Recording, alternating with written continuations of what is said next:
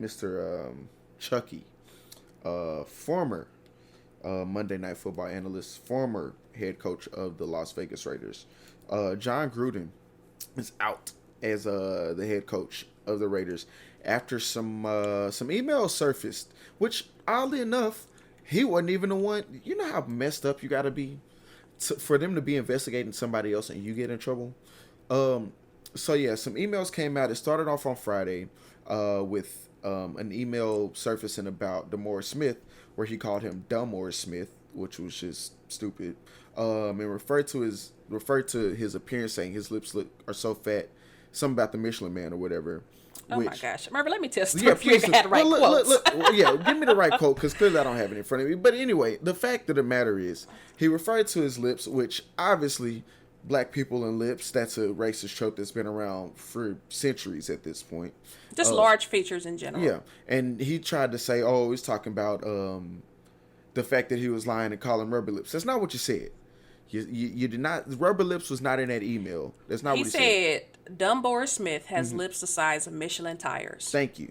So yeah, but here's the thing. Okay, go ahead. Continue. Yes. Okay. Pause. When the email came out on Friday, so as Mervin mentioned, Jon Gruden was the head coach of Las Vegas Raiders. Yeah, he coached on Sunday after an email came out that he sent. We got hold on to the email Friday. They gave the emails to the Raiders staff on Friday, where he obviously was talking about this black man's features and said his lips were the size of Michelin tires. All right. So the email came out Friday, and a few people, it made its way around the league. And, some people were saying, league, y'all got to do something. The Raiders, y'all got to do something. But then you had other people saying, I do not believe that Jon Gruden has a racist bone in his body, as he said. Okay. Also, real quick, if you ever have to say that, that means something has gone terribly wrong, and you probably want to stop talking. But continue. Absolutely. Absolutely. 100%. Okay, pause. Let's backtrack, because some people might be confused as to how they got his email. So let's backtrack into why this happened in the first place. Jon Gruden was not the focus of this investigation. Yeah. Jon Gruden was not on anybody's radar to be targeted. He was not on anybody's radar to be investigated. Okay. Your boy legit got hit in the crossfire. Like, somebody else was a target, and the NFL fired some shots, and a bullet went through a wall and hit Jon Gruden. That's exactly what happened. I mean, it does not change what he said. Yeah. But they're investigating. This investigation was about Washington and their workplace culture and everything that's going on in their organization, and that's how he got caught up. Yes, but specifically speaking, the NFL's investigating Dan Snyder, who is Washington football team's owner, about the toxic workplace culture, but especially for women.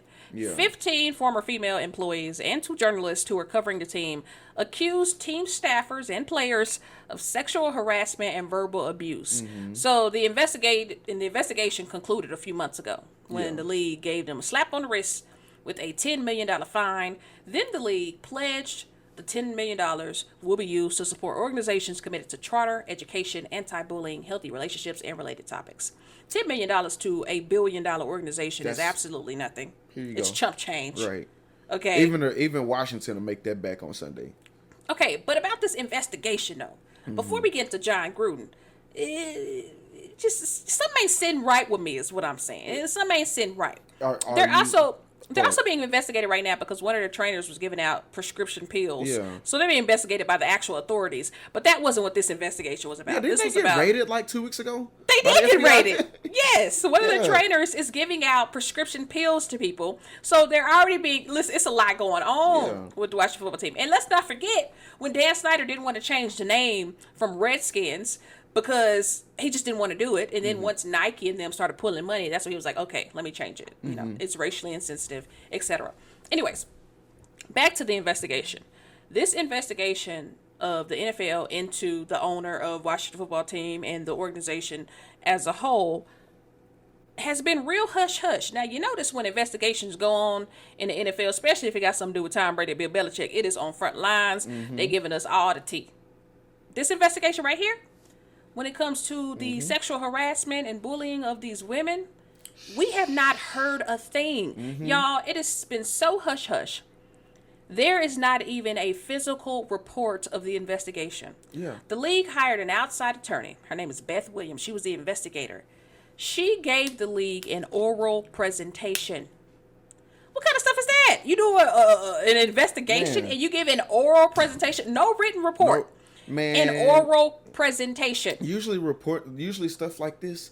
This is where you like after everything's said and done and the report's written up. It's like 300 pages. That's how this is supposed to be. Not no oral presentation to Goodell and his homies. That's not how this is supposed to go.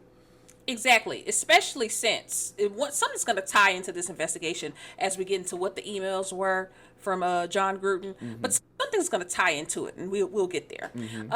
Anyways, it's been real hush hush, and a lot of people are saying because of what's going on that owners in the NFL are just too powerful because Dan Snyder is the owner in the NFL, and the owners own the league. The owners run the league. Okay, okay.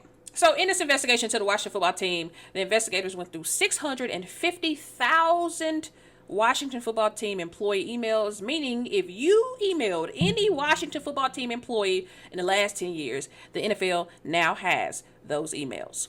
So how Jon Gruden got into it? Well, this reckoning came in 2 waves. As Mervin mentioned, on Friday, the email came out about the NFL Players Association Executive Director DeMaurice Smith, who is black with the quote-unquote Michelin tire lips. His lips ain't even that big.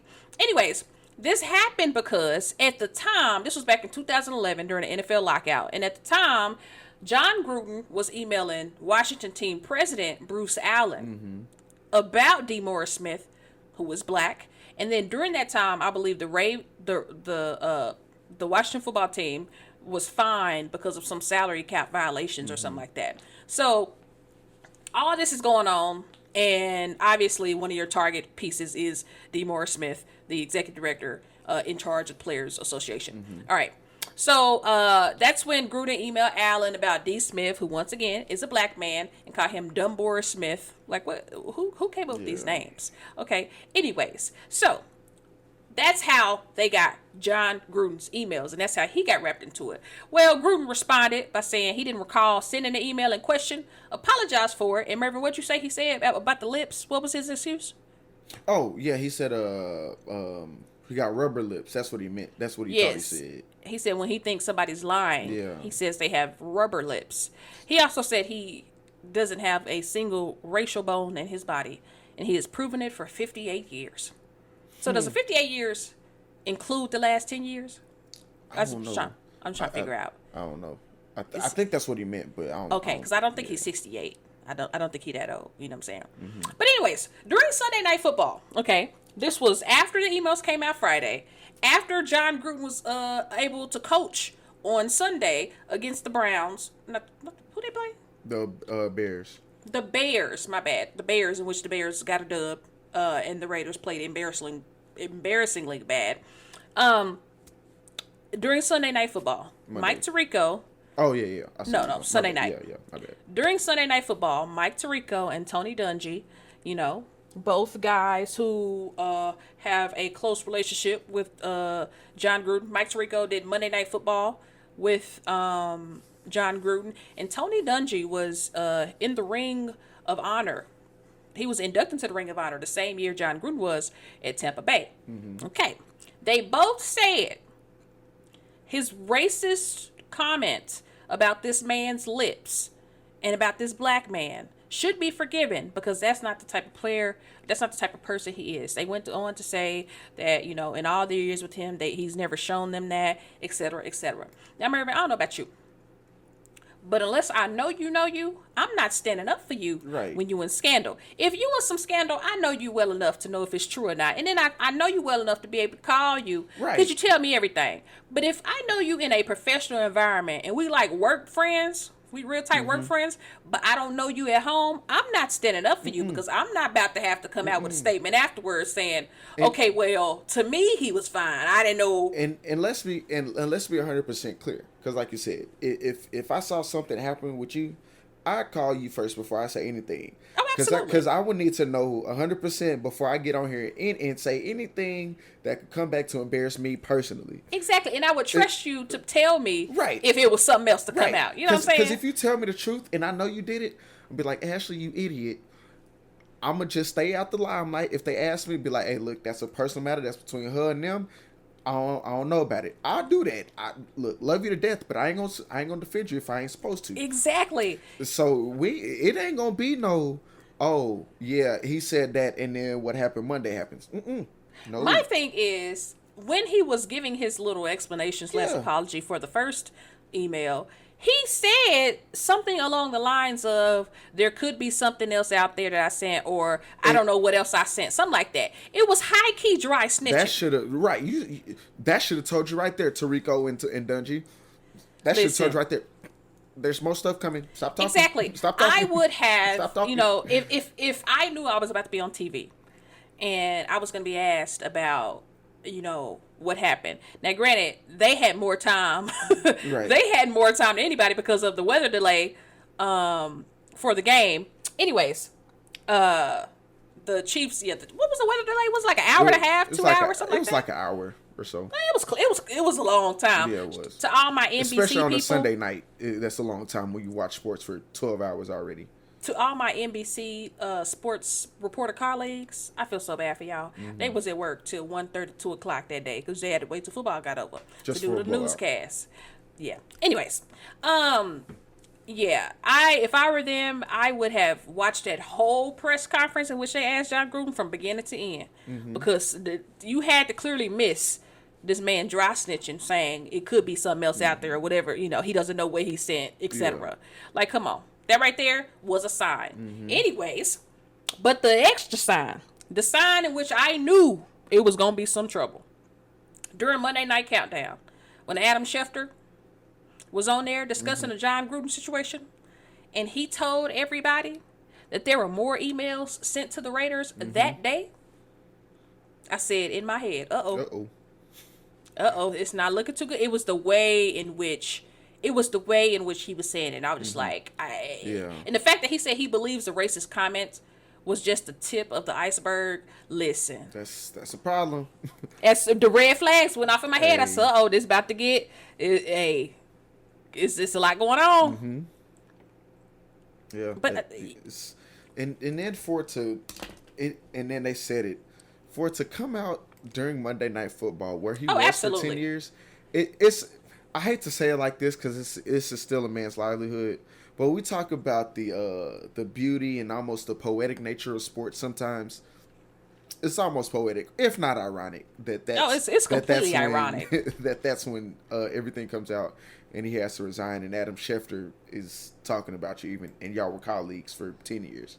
Yep, yeah. Adam Schefter, I was just imagining, as I look back on the sequence of events that happened that night, I was imagining Adam Schefter's on Monday Night Football, New York, at the New York Times headquarters. They got it up on their screens of Adam Schefter talking about it. Like, oh yeah, we got it, boy. Oh yeah, we got it, boy. Oh yeah, this is about to hit the presses. This is about to hit the presses. Oh, they were getting ready. That's when I say they dropped a bombshell. I was just about to ask. I wonder if the person, like, who's the actual author on this, so I can get their name right.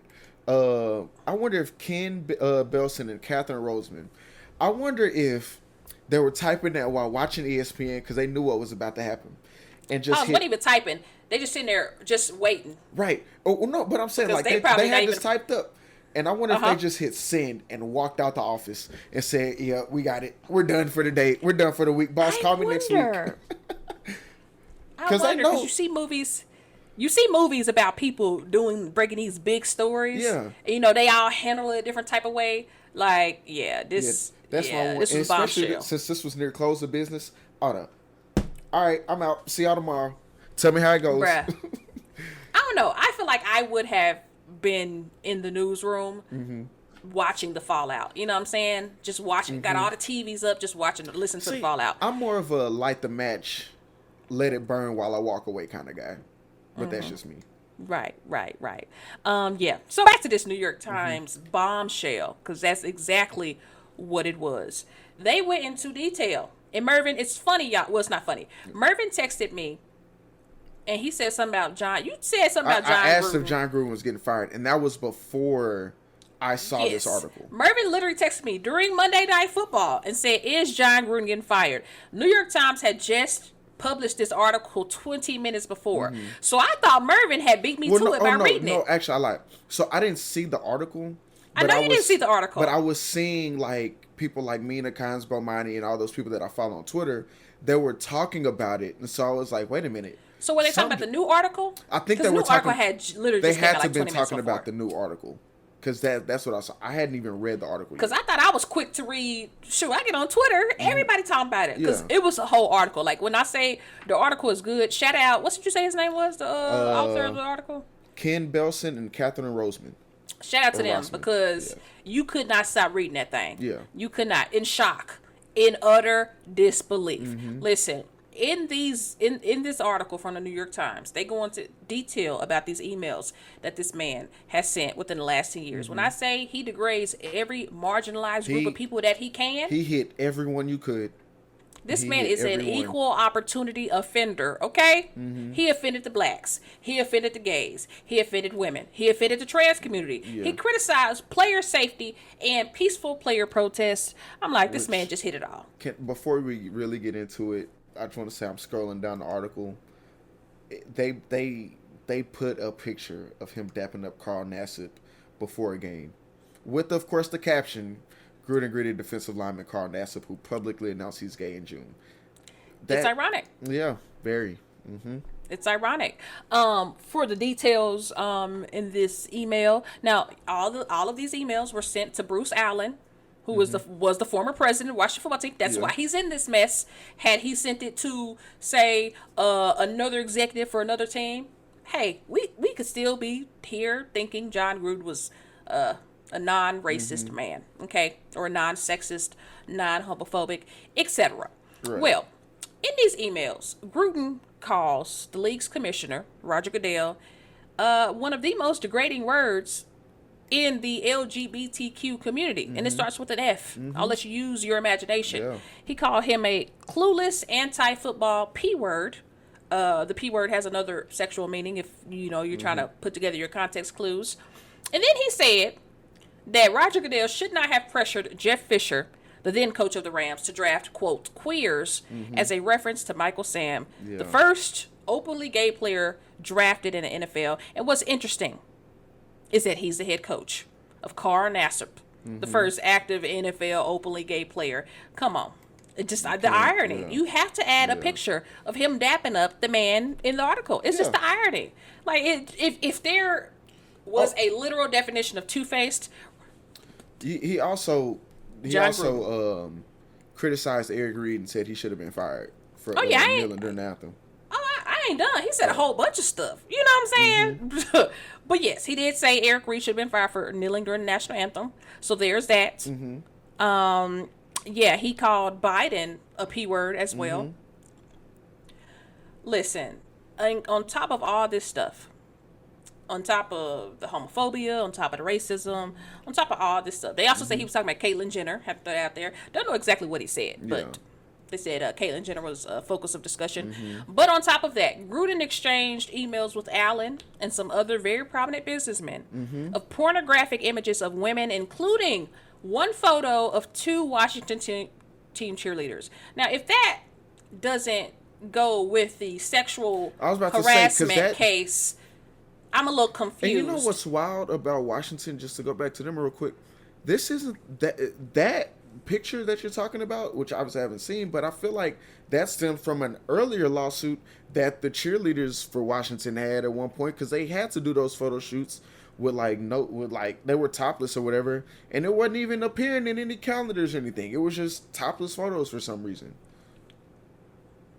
Yes, Mervin. That is included with the investigation. No, but I'm saying that was a separate, continue. Sorry, continue. Anyways, so if the NFL is investigating sexual harassment against women. And then you see 2 former cheerleaders, a photo of them, a nude photo of them being sent around some prominent businessmen and workers, top executives of the company. How is it that they just got a $10 million fine? So you prove that they were in fact guilty at some point, and you still just gave them a $10 million fine that won't even put a dent in their pockets. Won't put a dent in anything. It's well, I just want to say who was included in these emails with the pornographic images, or yes, the pornographic images and some of the other emails. The prominent businessmen who were in the chain along with Bruce Allen, Ed Drost, however you say his name, the co-founder of Hooters.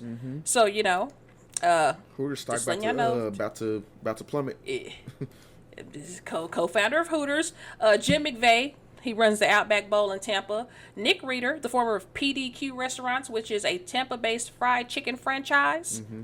Just saying, if you live in Tampa Bay. Hey, look. Look. Here's a, and I think you've mentioned this. Yes, Jon Gruden deserves to be let go. He deserves not be coaching. He's done. His career's over. Absolutely. Unless some small high school team somewhere gives him the Art Browse treatment and lets him come back, because they probably align with his values and all that stuff. Whatever. No, I don't. The Art Browse situation, I don't. I know it's totally different, but Art Browse is untouchable, especially in college football. But how is Washington, like you said, how has Washington not gotten anything from this? Like, we need to go ahead and see the rest of these emails. I'm not going to sit there and read all of them, but we need to see what's been going on. I think they kind of put their foot in their mouths on this one. If you didn't want the emails from from the other top executives getting out, because now that we know there are 650,000 emails, who's picking and choosing on what emails getting out? Why are we just seeing the Jon Gruden emails? And who wanted Jon Gruden gone? Okay, because I heard that the Raiders have had all of these emails since Friday. That's what word on the curb is, okay? Okay. Jon Gruden still coached on Sunday. Yeah. After the first statement was leaked, because the Wall Street Journal is the one who posted the first article about the Michelin tire lips. After that was leaked, and he was still able to coach, word on the curb was the NFL was pressuring the Raiders, like, what y'all gonna do? And they did not want him coaching that Sunday. So once he coached that Sunday, and it seems like he's, getting over on it, because as I mentioned, some prominent black people were defending him on national television. So that's something he, could have gotten over the hump. That's when the emails were then leaked to the New York Times. So it's a very strategic leaking here. Yeah. You gave all the emails to the Raiders on Friday. You leak one set of emails to Wall Street Journal. Then you're like, oh, that didn't work? Yeah. Well, let me just put the onslaught over on the New York Times, and let's see what happens then. Yeah. And what's funny is the NFL is saying that they are not the ones who leaked the emails. But Mervin, have you heard about the league investigating the leak? No. Has the league said they were investigating the leak of who leaked the emails? No, not at all. Interesting. Now, if you had some emails, some sensitive documents, Mervin, only you had the sensitive documents, and the documents all of a sudden got into the hands of somebody who told everybody, wouldn't you be wanting to know the originator of who gave them the documents? Absolutely. So I'm just saying. But well, okay. Let me put it to you like this. Actually, as I put my leg up, that actually feels good. I need to stretch more. It's almost like I think I saw some. I don't remember exactly what it was, but it's like, a bunch of drugs in the streets, right? And then the law enforcement does an investigation, and they can't find out who's putting all these drugs and guns in the streets. You see where I'm going with that? I do. Yeah. But yeah, I'm sorry. But back to the specific. Forget what's going on in Washington. To the specific Jon Gruden emails. Like, I knew I read the article first word, the F-bomb that he threw out. I said, "Oh, he's done for." Yeah, he's done. He's done. And let's We also forgot to mention that he also disparaged the emergence of women referees. Yeah. Totally forgot that one. And let's be clear. Right or wrong, I feel like he probably would have survived if the first email was all that it was. Oh, absolutely. I told somebody you. would have He been would have able to, survived. they would have been able to say, oh, it was 10 years ago, he's changed, yada, yada, yada. Yes, that's what Josh Jacobs said after the game. But once these other ones came out Monday, and then you realize it wasn't just 10 years ago. This was all the way up to 2018, when he's essentially about to become the Raiders head coach. That's when it's like, yeah, you got to go, man. And these were after he was a head coach. Yeah, exactly. Like you can't. Yeah, you got to go, man. And it should. Here's the problem. I get it. Mark Davis loved Jon Gruden because that's not the first time Jon Gruden was with the Raiders. He was there when Jon Gruden was there when Al Davis was the owner. He wanted him. He was courting him, doing all that stuff. That's fine. That's whatever. So you don't want to let go of your boy. But when the NFL, all the stuff that they have to deal with has to come in and say, hey, look, we can do this one of two ways. Either you can let him go or we're going to let him go. It's really up to you. How you going to do this, son? When that organization is saying, hey, you got to let him go, you got to let him go, man. Because the NFL, at the very least, even if they don't actually care, outwardly in public, they're trying to clean up their image. So when you're saying stuff that doesn't go with that, they're going to protect that shield before they protect anybody else. So yeah, that was the only course of action with the Monday stuff. Yeah, some people are saying, because I mean we saw the stuff. For one, the reason why I feel like the whole racist comment didn't get as much backlash as it could have, because only us black people really knows how it feels to, have your characteristics made fun of. Right. Because, white people don't understand, they're like, okay, he's saying your lips big. What does that mean? Yeah. But if you look into the history of our people, okay, and the many caricatures made of our people and the many jokes and the cruel, just everything that happened during slavery and moving forward, them putting us against each other with colorism, etc. Yeah. You know what I'm saying? It's a very deep cultural thing that a lot of people don't understand. So when I saw some black people, standing up for this man, like, well, I don't believe he has race bonus, blah, blah, blah, blah. I'm just like, listen. He does if you said that. Yes, but also, like, you don't know this man behind closed doors. Yeah. And you know what? Thank you for saying that. Shout out to Keyshawn Johnson. Because shout out to Keyshawn Johnson. Because I listened to him on First Take yesterday. And he didn't even go scorched earth. Because his essential message was, I told y'all, but nah, everybody wants to believe Gruden. Everybody wants to call me a diva. Everybody wants to say all that. I told y'all. He's been talking about how he hasn't liked Gruden for years. Yes, because he's told people time and time again, and we did not believe you. And by we, I am probably part of that camp, Keyshawn. So I apologize. Them too, but he's never given any huge things that he said. Like, he's always talking about how Gruden was two-faced and Gruden wasn't a good leader, et cetera, et cetera. Stuff like this, racist, homophobic, misogynistic things. Bro, I was shocked. When I tell you my mouth was on the floor when I was reading this New York Times article, I'm like, this man is going in. He's saying it all. Yeah. Like, come on now. Do not. And then with the okay, so this is a question I have for you. With the Raiders finding out Friday and still letting him coach on Monday and having him resigning, letting coach on Sunday and resigning on Monday, do you think the Raiders should have let him go immediately or held him, took him off the field as they were going through the emails? So I think maybe at least take him off the field Sunday. Absolutely. Have Rich Bisaccia running the show Sunday until you figure out everything, so that you don't have that big distraction on the sideline. You mentioned Mark Davis is the son of Al Davis. Uh-huh. Al Davis, rest his soul, was the very first NFL executive who hired a black head coach. Which is wild. Right. Like, Al Davis was very progressive. so progressive. Yes. Not sure how Mark is like this with his dad being as progressive as he was. But yeah, that's... Mm-hmm.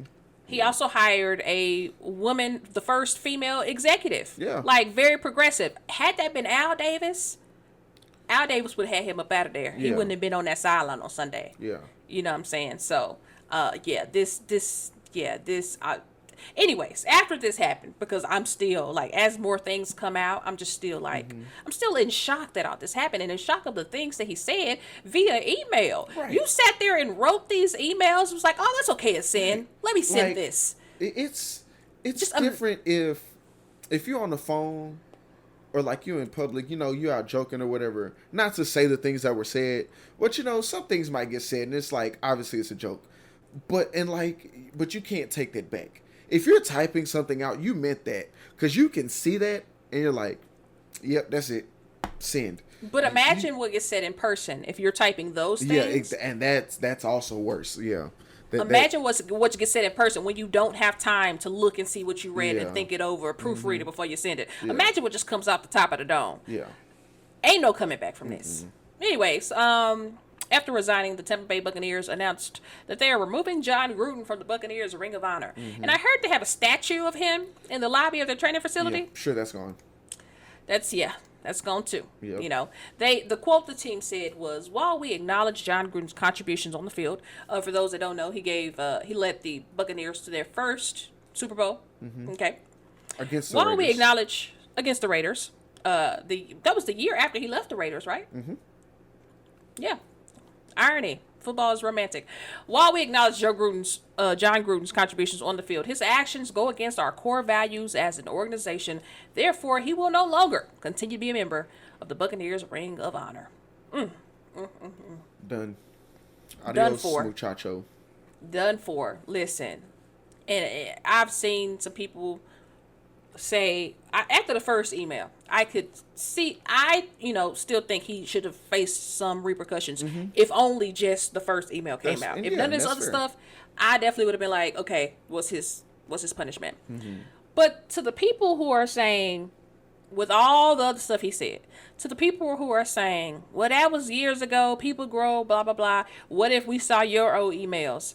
Listen, it is the intent, it is the extent of what he was saying. Like, for you to type out some of the most disgusting, insensitive words that are known to man, and these such real views that you have to your colleagues, and send it via email and be comfortable. Yeah.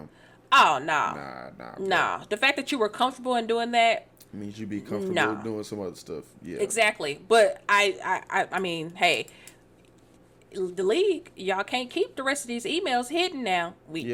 This is too big of a bombshell. And now a lot of people are asking, okay, so what other coaches, what other executives also feel this way? Because these are the people who are responsible for hiring and firing. And if you have such views against women, gay people, black people, come on now. The league, on the helmets, they got motivational quotes on the helmets, civil rights stuff, racism all over the field. They donate to all these organizations, have all these commercials. When Carl Nassif came out, they made this big old commercial. Like, listen, we want to know, we need to get all of them out here. If y'all want to be, if y'all saying y'all that inclusive, let's get the full investigation. Don't just leak Jon Gruden's emails. We want everybody's. Yeah. Because we trying to hunt them down. I will say this, though. One, it's good. Well, not a good thing, but if Rob McNair was still around, bet those emails would be wild. Two, I know an owner who's probably okay, and that's Jerry Jones, because this man hires people straight out of jail, so he's fine. I feel like he's good. I hope he is. I'm gonna knock on wood and hope I didn't just jinx my Cowboys, but yeah, I just feel like I don't know. I'm gonna keep it to myself. Anyways, one thing about the owners, Jerry Jones and who's another owner we see a lot? Robert Kraft. Robert Kraft. Jerry Jones and Robert Kraft. We, of course, see him. He was in tabloid not long ago. You know what I'm saying? Jerry Jones and Robert Kraft are the two most noticeable, most out there, most involved owners there are.